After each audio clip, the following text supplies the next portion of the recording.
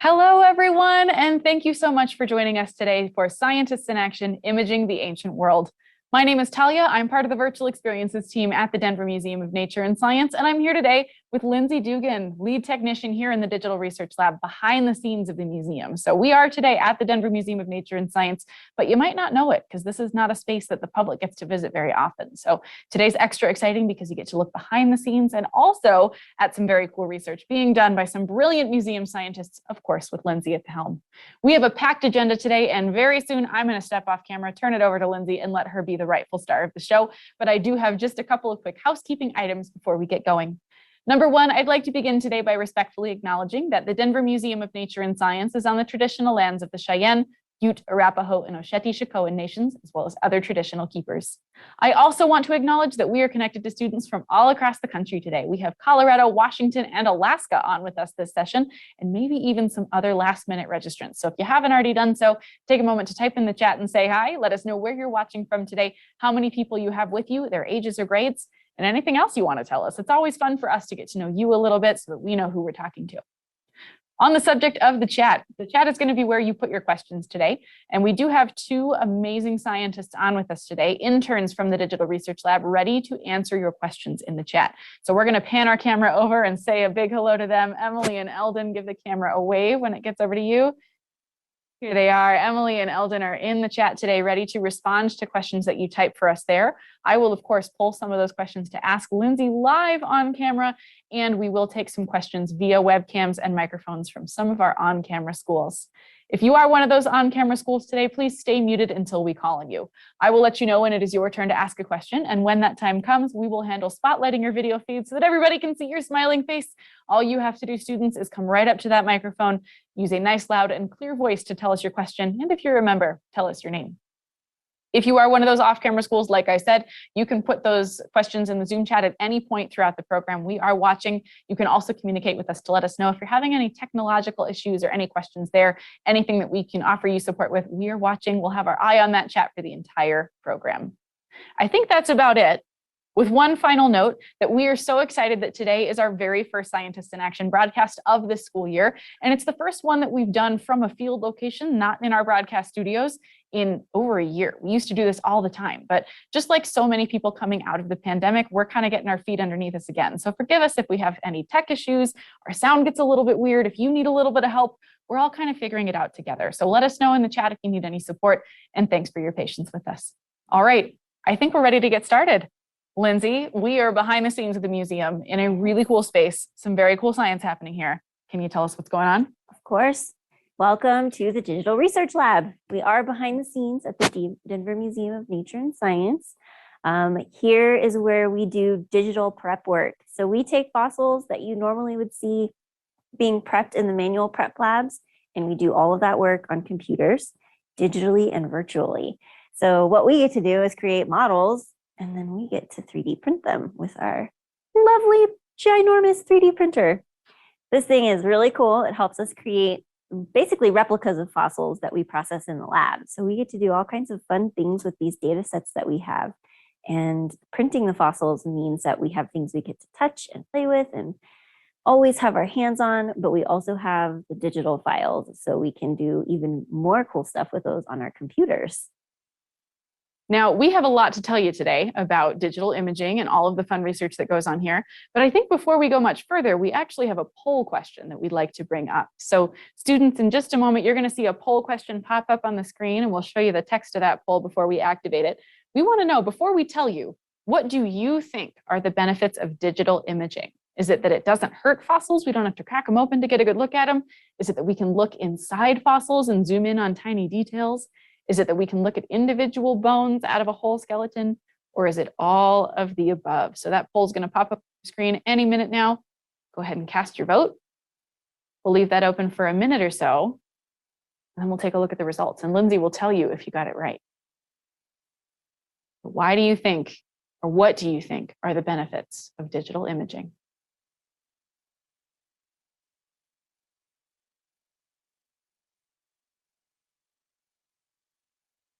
Teachers, if you're learning in person, you can survey your group and then vote with majority rules. If you are watching remotely today, watching on your own, you get to cast your own vote. That's pretty cool.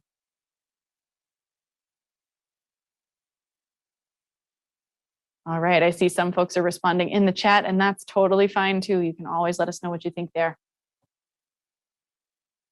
Get those votes in. We'll go ahead and close that poll down here in just a moment.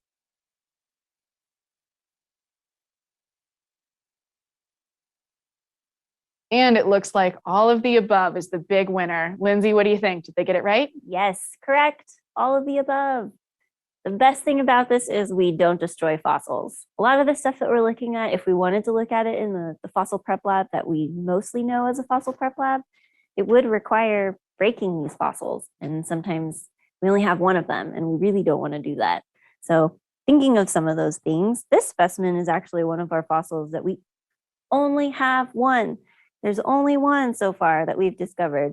This is a tiny little turtle from Madagascar. So it's from Madagascar, and even though it lives in our collections now, it's eventually going to go back to its home and live back with all the other Madagascar fossils from the Cretaceous period, so last part of the dinosaurs. And this one is really cool because even though we found it broken, we have all of the pieces of it, so we can actually reconstruct it virtually and put it back together and kind of get a really good idea of what this little creature's skull looked like when it was alive. This is actually how big this specimen is. So it's pretty tiny compared to some of the other fossils that we're used to seeing. And being able to look at this virtually means that we can do things like go inside this little brain space and see what its brain might have looked like when it was living inside this turtle. And we can also take apart a lot of these cranial bones and look at them all individually and see how they fit together. So lots of cool things that our digital data sets let us do. And the video that's coming up, I think, is going to show you some of the animations of this turtle. So you can actually see where some of these bones have been identified and separated out from one another. They're all color-coded differently when they're different bones.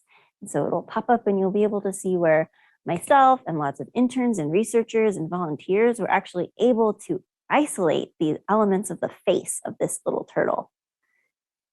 There's a lot of work that goes into it, but it is really cool because once we have all these elements isolated, we can actually go in and print them separately, and we can scale them up and make them really big. We can actually explode the skull so we can see all those bones by themselves and then see how they fit together, almost like a turtle puzzle, a real fossil puzzle. It's really fun to do. Some of the examples I have of some of our 3D printed models actually come from the project that we're working on right now. These bones are the same. They are two different versions of the same bone. They're printed much larger than they actually show up on our specimen. And one of them, this one here, is a really rough print copy. It's not polished up or anything. It's almost straight from the data set to our printer. And this one here is a little smoother. We polished it up so there's not as many rough edges. And we kind of see the morphology, the anatomical features a little bit better on this one.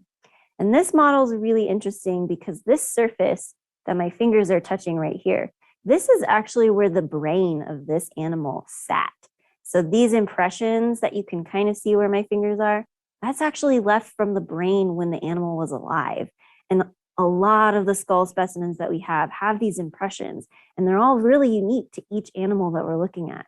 So when we put all of the bones of this skull together and see it in situ, so as a whole, complete specimen, we actually can make models of the space. So this little nub right here where my finger is actually the bone that we were just looking at. This is how big that model or that specimen is in real life. It's a very tiny little guy, much bigger. We scaled it up about 10 times size here. So it's pretty big, and you can actually see a lot more detail the larger it gets. Even though all these details do exist in the data set that we have, we're able to isolate them and scale them up so we can see them without needing things like microscopes or magnifying glasses. And when we get to the point of finishing all of this work, all of the bones of the skull will all be individually identified, and we can print them all separately and put them back together in the way that they would have been before this animal died. Which is a pretty cool function of the stuff that we do up here. It's kind of like building with Legos almost. Yeah. Solving a mystery of what did this thing look like before it was crushed by 250 million years of rocks.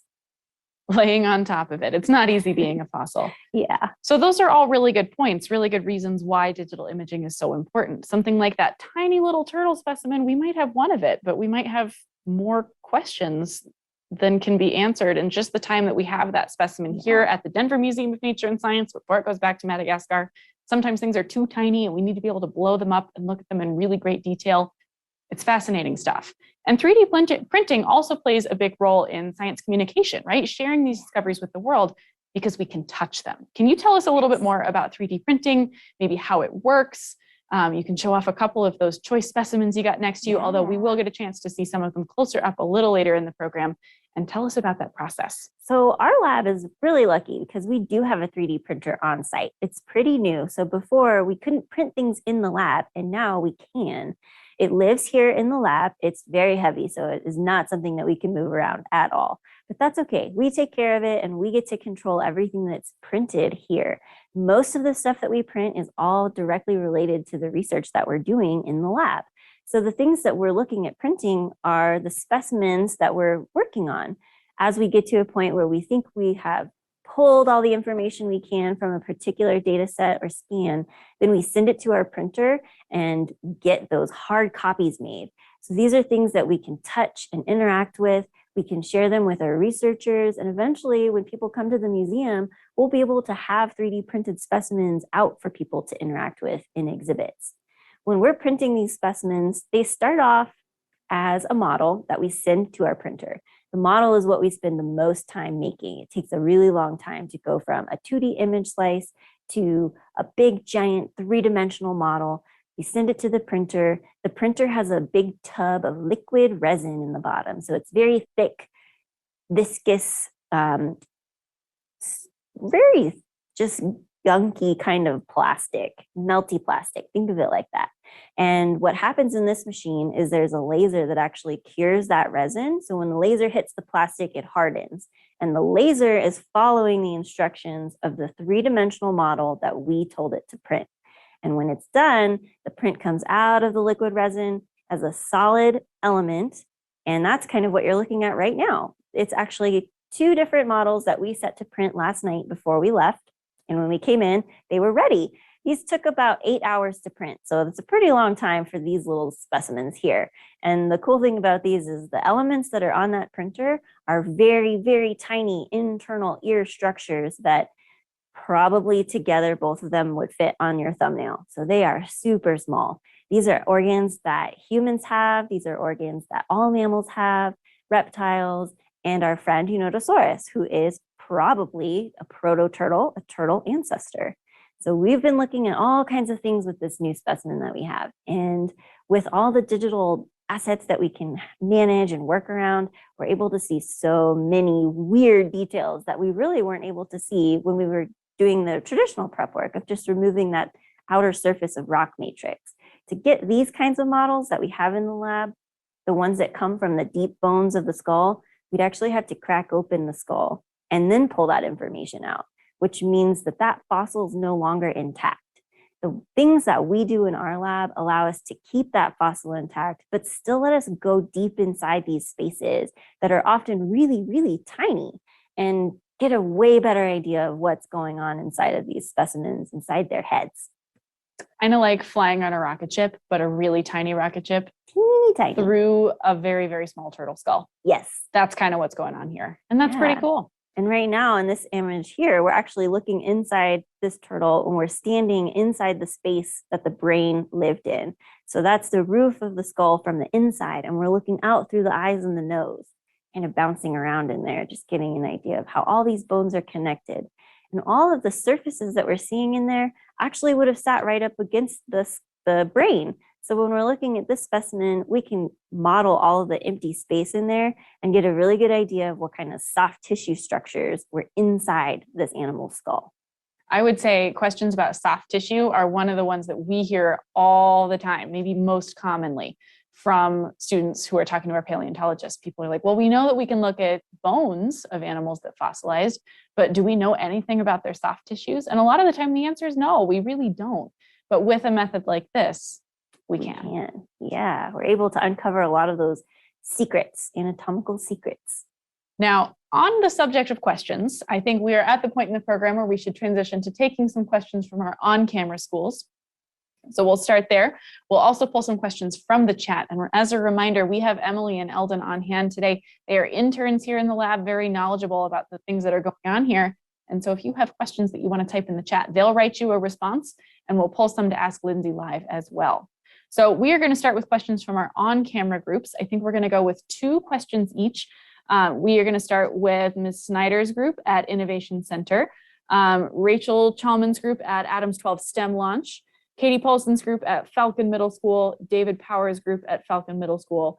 And I don't know if we got our last on-camera participant. Maybe they will pop in. That's all right. We might just have one person who didn't join us today, and that's okay.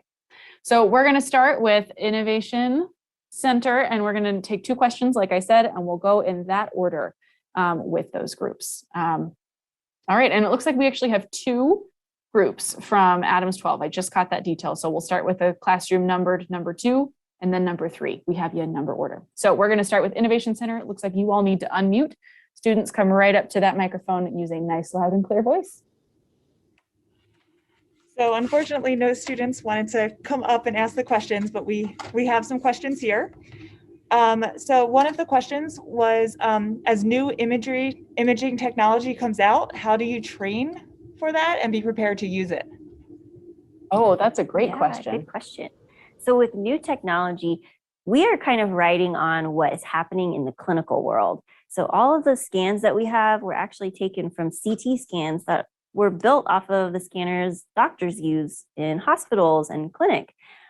Even vet clinics also use this technology. And it's really uniform across what images are produced by these scanners. So we normally get these really nice grayscale images, and looking at them, because they're mostly standardized, we're able to know if an image has some really bright spots in it, it's probably really dense fossil bone material.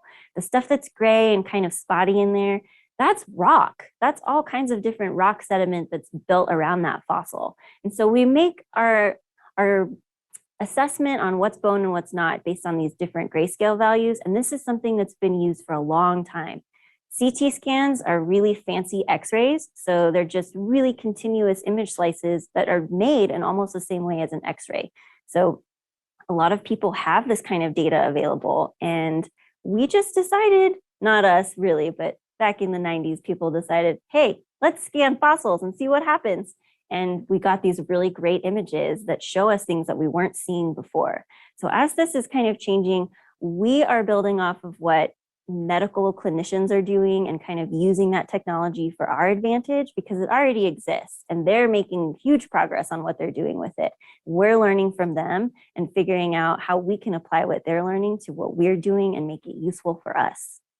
Very cool. I love how someone was like, let's just put a fossil in here and see what happens. And what happened was something very cool. Yeah. Awesome. Let's grab one more question from Innovation Center.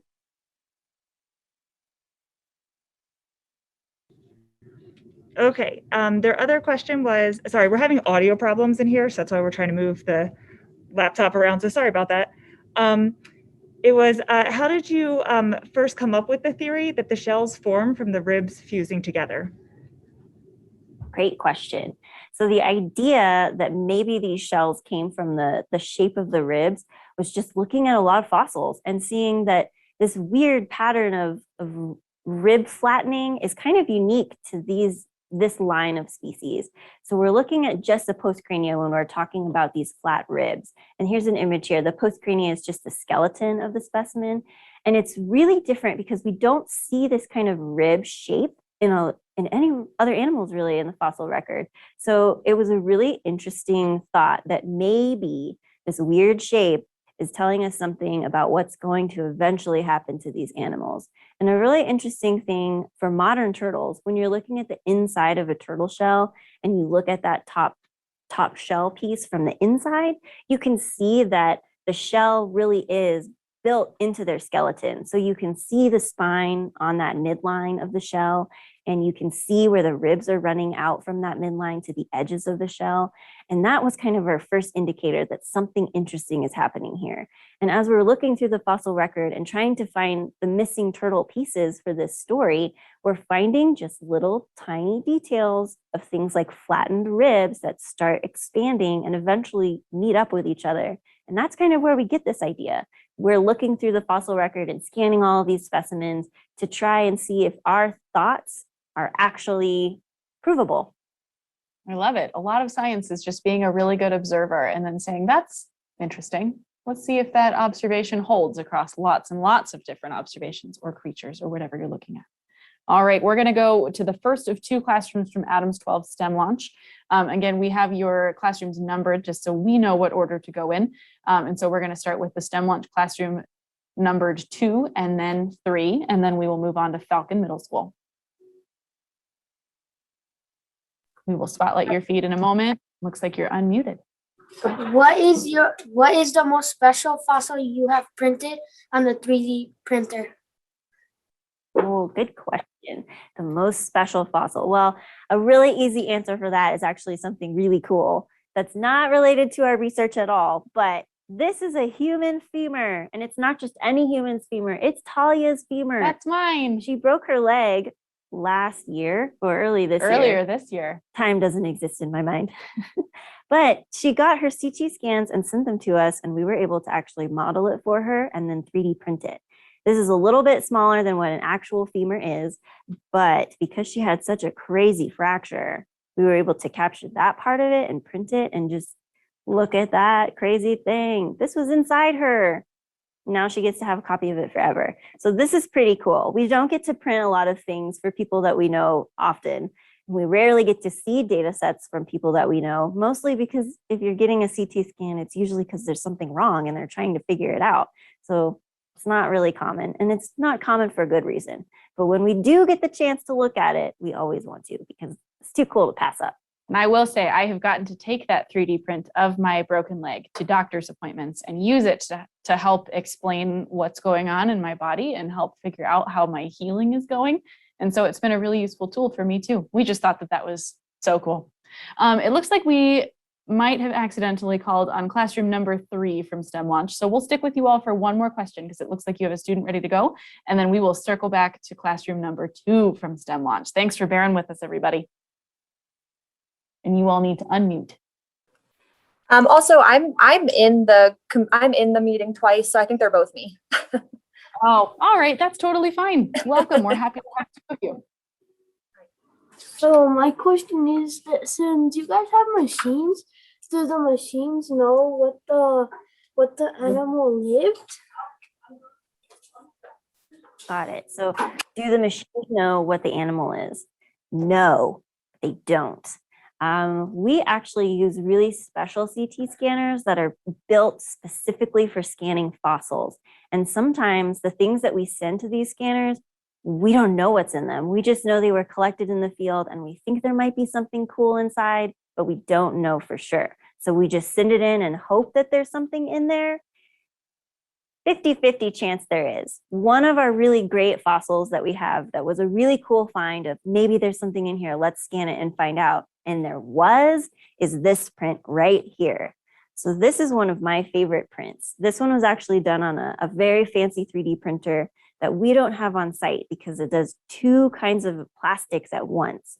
But this is an example of what we get in Colorado Springs. We have these fossils that are called concretions, and they form in these weird rocks that have kind of skull-like shapes. This one had a really egg-like shape, and our curator, Tyler Leeson, picked this up and said, I think there might be something in this. I'm going to take it with me to the museum, and I'm going to scan it before I open it to see if I'm right. And he was right. When we scanned it, this specimen was inside. So there's this really cool skull of a mammal called Carsiopticus that was inside this rock. And it was really lucky that we didn't break it open because we found out there was a complete skull in here and we were able to prep it out. And I have a print of just that specimen right here. So this is actually the skull that's inside this block. printed by itself. So we have scans before it was prepped, which is where this rock surface came from. And then we sent it to be scanned after we took all the rock matrix off. And now we have this really cool skull. And you can see all of the detail of this specimen without all that rock on it. Super cool. So a scanner might not be able to tell us all kinds of things about the animal itself, but it can tell us data of like what its body was like, what its teeth were like, and smart people like Lindsay can make some inferences. And actually, could you tell us a little bit about, we looked at already the inner ear pieces, Yeah. but those can tell us some really important things about, these ones came from Unitosaurus, right? Yes. So yeah. what could our inner ears tell us? Those inner ears tell us about Unitosaurus. They can tell us a lot of really interesting things about how Unitosaurus was interacting with its environment when it was alive. So those inner ears are made up of two parts, a cochlea, which is the organ of hearing, and the semicircular canals, which are the organs of balance. And the semicircular canals are just loops that kind of interact with each other in a very specific pattern.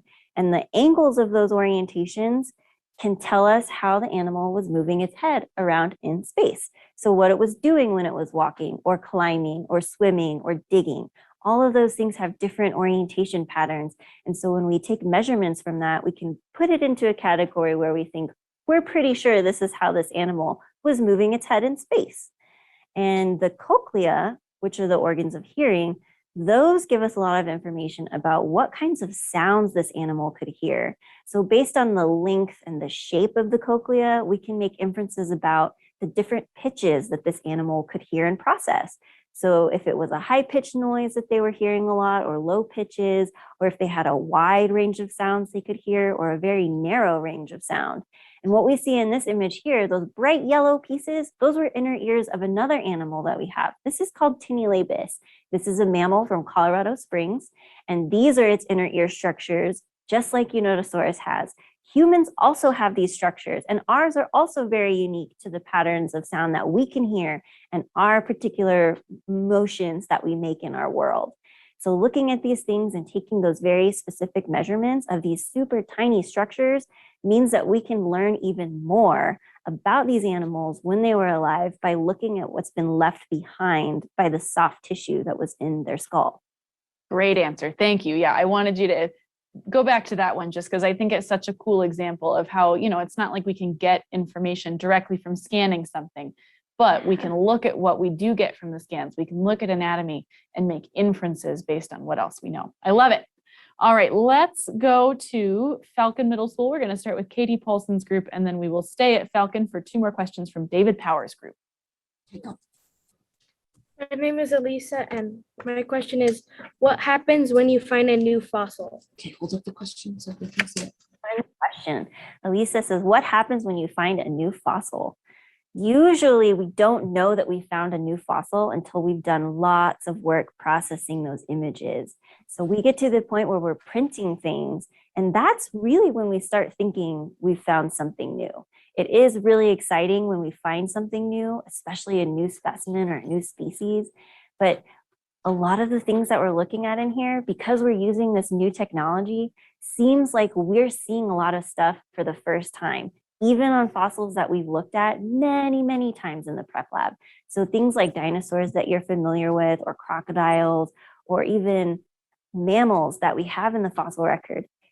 We're looking at them with this new technology and seeing things that weren't seen before because we're able to crack open these skulls without cracking them open and seeing these details that are really hard to see without a microscope sometimes. So even though we may not be discovering new species all the time, and we're looking at animals that have been discovered and described before, we're seeing stuff about them that no one has seen yet. So it feels like we're seeing new stuff all the time. I love it. What a cool job you have. I've said it a million times. I love your job. I'm jealous of it. Such a cool one. All right, let's grab one more question from Ms. Paulson's group and then on to Mr. Powers' group. Hi, my name is William Sturdick, and my question was, what is the procedures for keeping your fossils clean and preserved? Good question. Keeping the fossils clean and preserved. In our lab, it's a little bit different because we mostly handle all the digital data. So everything that we have is really image stacks and stuff that we look at on the computer. And so for us, keeping all that stuff clean means we keep it in a file, and we usually keep it somewhere in a cloud. So that way we can share it with people really easily, or upload it really fast, send it to be printed really quickly. Once we get to the point of printing all of our fossils, they're really easy to care for because they're mostly plastic. So we can clean them with a cloth, we can wipe them down with rubbing alcohol. If they get dirty, it's really easy to clean them. If they fall on the floor and break, we just print a new one and replace it. It's easy to fix. That's why these are great, because we don't ever have to worry about the same things that caring for a real fossil entails. Our protocol is totally different.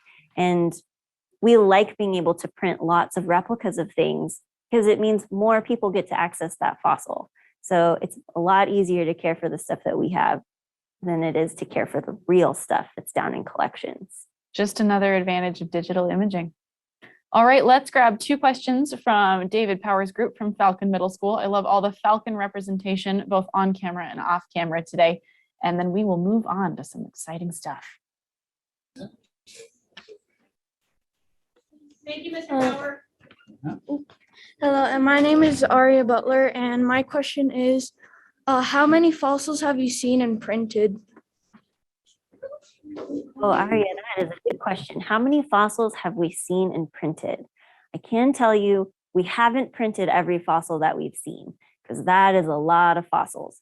So off the top of my head, it's a big number. I would say close to 50. We've seen from a lot of different locations. Some of them are really big and some of them are really small. Some of them are for projects that we've actually finished, so we're no longer working on those anymore. But because we have the digital data, those fossils exist with us forever. And there are other fossils that are actually right now being scanned off-site. So we'll have more data coming. And we have fossils that have been scanned and we haven't even processed the data yet. It's always happening and it's going to continue for who knows how long. We are going to be here as long as we have fossils to scan and process them as long as they're available. And right now it's a pretty big number. Yeah, you've got your work cut out for you. Lindsay's going to be working on a lot of things. I actually did see a chat question. We'll take this one real fast and then we'll go back to Mr. Powers' group. Someone asked when you expect to know what the origin of turtles actually is. I know that's the $1 million question. That is just the $1 million speaking of question. lots of work to keep doing. What do you think? Well, the grant is only for 3 years. So we hope within 3 years, but a year is almost gone. So hopefully within the next 2 years, we'll have a good answer. There is a lot of information that we're looking at. So it's going to take us some time. I know for a lot of the stuff that we've looked at in terms of what's being printed in the lab, this specimen right here, this is our giant blown up skull of Unitosaurus, which is our proto-turtle. This is the ancestor turtle that we're working on right now. This work to get from our fossil scan to this print is almost a year's worth of work. So it's a long, slow process sometimes, especially when the fossils are much older. The older they are, the harder they get to actually process.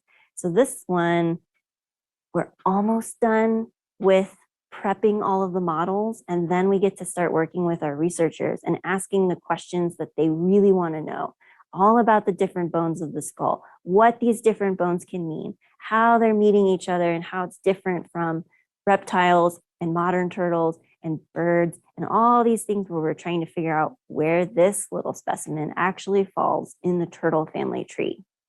I love it. Let's grab one more question from Falcon Middle School, Mr. Powers' group. Hi, my name is Chloe Floyd, and my question was, what if the fossil breaks when you're trying to get dirt out of it or something? Good question. What if the fossil breaks when we're cleaning it? There are a protocol in place for this. So there are different ways that our prep lab can repair it. For us, we don't have to worry about that. The only problem we really encounter is if when we get the scan, the fossil is already broken. But because it's all digital, we load it into another software program and we can actually move these pieces around in 3D space and build a virtual puzzle where we fit everything together and see if it fits the way we think it is, based on some of those bony features and the different anatomy of the elements, or if it fits in a totally different way we weren't expecting.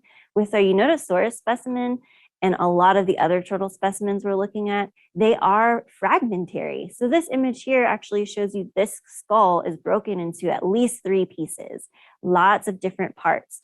And this was all done on accident when this fossil was collected because they weren't expecting to find this fossil. This was a surprise. So we've taken it and processed all of the different image slices that we have and isolated all of the different cranial bones. And then other researchers, past interns actually, did work on this specimen and fit all of those pieces together to create a reconstruction of what this turtle looked like when it was alive. And we're doing that same work on our Unitosaurus fossil. So this animation is also showing you a previous work of the same specimen. So this is also Unitosaurus. It looks slightly different than the one that we're working on in our lab, because the way this one was segmented and fossilized was different than the one that we've been working on. So the anatomy looks slightly different. So we're looking at both of these and trying to figure out what is actually biological information on these fossils. And we do that by taking those pieces and fitting them together in space and understanding how those bones actually met when this turtle was alive. I love it. Thank you, students, for all of your amazing questions. Those were really insightful. We can tell you've done a lot of research. Maybe you even watched the video that we sent out before the program, because those are deep thought. We love it. We do have lots and lots of 3D prints on the table right next to Lindsay. And so what we'd like to do next is give you all a chance to choose which one you'd like to look at in closer detail. So in just a moment, you're going to see a poll pop up on your screen. Yet again, teachers, survey your students and let us know with the majority rules. Which 3D print do you want to see? Would you like to take a closer look at an early turtle, a turtle with teeth, or a modern sea turtle? So that poll is going to pop up. We'll take about a minute, maybe a little less than a minute. Record your answers. Thankfully, you can't really go wrong with any of these options. All of them are pretty fantastic. All right, take a few more moments to get those opinions recorded. If you're learning remotely, you get to vote all on your own. Our studio producer, Kim, will wrap up that poll here in just a moment. We'll take a look at the results.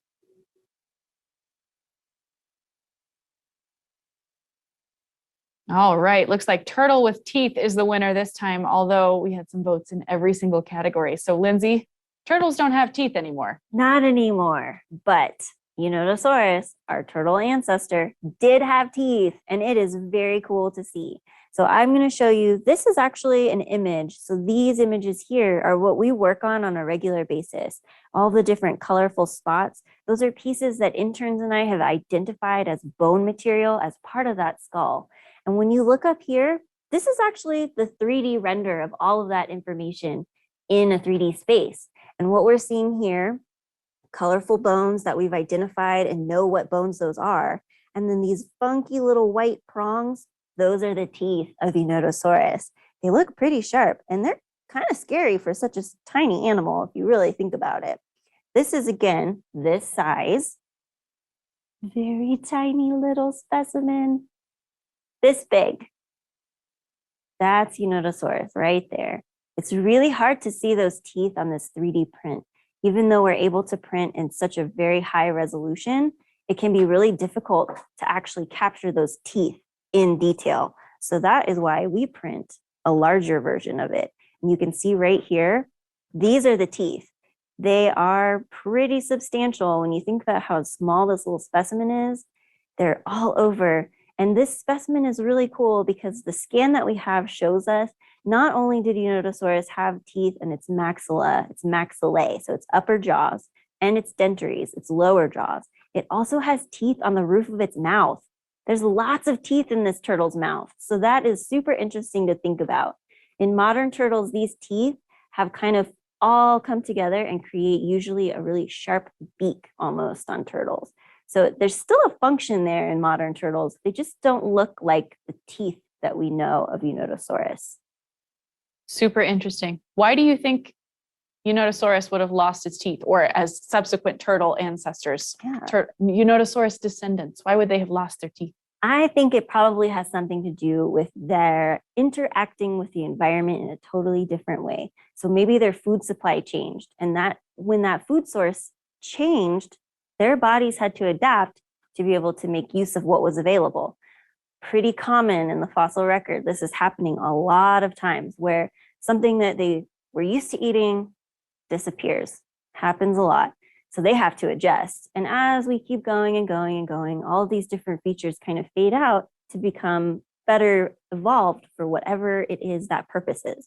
So for some turtles that eat a lot of like seaweed, We have the turtles that have very sharp beaks, so they can actually tear those leaves apart.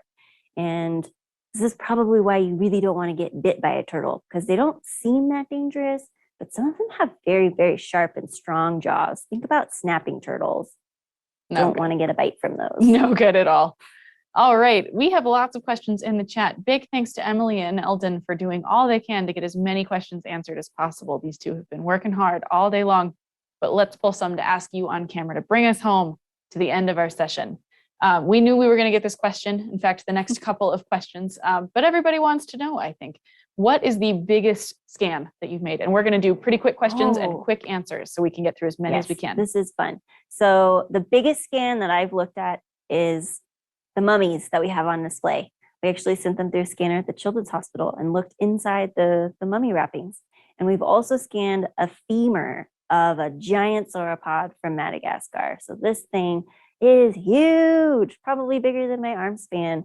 Not something that we could easily print in the lab, but definitely a giant bone. What is the most interesting fossil that you have, this person asked about found, but maybe we'll go with scanned. The most interesting fossil that we've scanned. I always have to say anything that's a skull specimen, because there's so much detail and information from those that we can get. And skulls are really easily recognizable, but they're always a surprise to find because they're also pretty fragile. Most skulls are just big hollow shells, essentially, that protect your brain. So they're really easy to break as they're going through the fossilization process. But with all the stuff that we're getting out of Colorado Springs, because they're fossilized in these concretions, we have a really big supply of fossil skulls that we could process. Like the one that was just plain, that's Teniolabus, and that one came from Colorado Springs. They're always really interesting to look at because there's so many unique features for each skull that we look at, even when it's coming from the same species. Awesome. Well, we're going to keep some of these superlative questions coming because everyone would love to know things like, what is the first fossil? And again, they're asking about found, but maybe you can go with scanned or printed. First fossil. The first fossil that we scanned and that I worked on at the museum is our little turtle from Madagascar. So this little friend, one so tiny. This one was the first one that we scanned, and this one is a beautiful scan. It came out really nice, and actually this was a new species from Madagascar that was published on last year. So this is brand new, and it's the only one that we have that exists in our collections and also discovered in the world so far. Hopefully we'll find more. More little friends. More little friends, more turtles. All right, how about largest? The largest. We already went with biggest that you've scanned. So let's go largest print that you've made. Oh, largest print. So that one is a part of a dinosaur, and it's the scary part of a dinosaur. It's right behind me up here on the shelf. This is the maxilla, so the upper jaw of Majungasaurus, which is the apex predator from Madagascar during the time of the dinosaurs. This is essentially Madagascar's version of the T-Rex for comparison. So it's really big. It has super strong jaws and very, very ferocious teeth. This scan was really cool to work on because dinosaurs like this, their teeth were placed constantly throughout their life. So what you're seeing here, some of those little short teeth are actually teeth that are growing in, and some of the longer ones are teeth that are about to fall out. And when we look at this scan, we can see teeth that are growing and developing inside that upper jaw that will eventually erupt and be used to eat and hunt and scavenge. Yeah, a lot of ferocious teeth going on in that Majungasaurus maxilla. All right, as our final question for the day today, how about what is your favorite part of your job? Oh, my favorite part of my job is getting to see new stuff pretty much every day. Everything that we're looking at, because we're using this technology that is still pretty new in paleontology, means that we're getting eyes on things that haven't been seen before, especially not without the use of microscopes or breaking things apart. We're able to see things that are so tiny and stuff that we've thought about for a long time, but haven't really known how to access because it's deep inside these bones. And it's something really cool that we get to do every day, looking at these things that no one has seen before and stuff that's giving us really useful information too. So it's a win-win all around. Indeed, a win-win all around. Lindsay gets a very cool job. She gets to be part of advancing scientific progress and making sure that, generations to come know things about like where turtles came from. and we get to watch it all happen. So that is about all the time we have today, everybody. But I do want to say a huge thank you to all of you for your questions, your observations, whether you shared it on camera using your microphone or you shared it in the chat. I feel like I was learning along with you. So thank you from me for getting my learning experience advanced as well. And I'm sure Lindsay and Emily and Eldon are all grateful for the questions that you had that showed interest in their incredible work. So thank you to you. Thank you, Lindsay. Thank you, Emily. Thank you, Eldon. We really could not have pulled this off without you. Thank you so much, everybody, for being here. It was great to learn along with you. We hope you'll join us throughout the rest of the school year for other exciting virtual experiences, including at the end of October, we will be talking with scientists from Ball Aerospace about the IXPE telescope that's launching later this year, and we'll be looking into space to try and answer. We were today looking at mysteries of like, where did turtles come from? This telescope is focused on things like where are black holes in our universe and other big space mysteries. So we hope you'll tune in Thursday, October 28th. That program is free. As always, you can sign up on our website, and we have lots of other exciting virtual offerings. You can check those out on our website, dmns.org/virtual. All right, everybody, if you're one of our on-camera schools, feel free to unmute and say goodbye. Thank you so much for joining us today. Stay curious, and we'll see you next time. Bye, everybody. Bye. You. Go.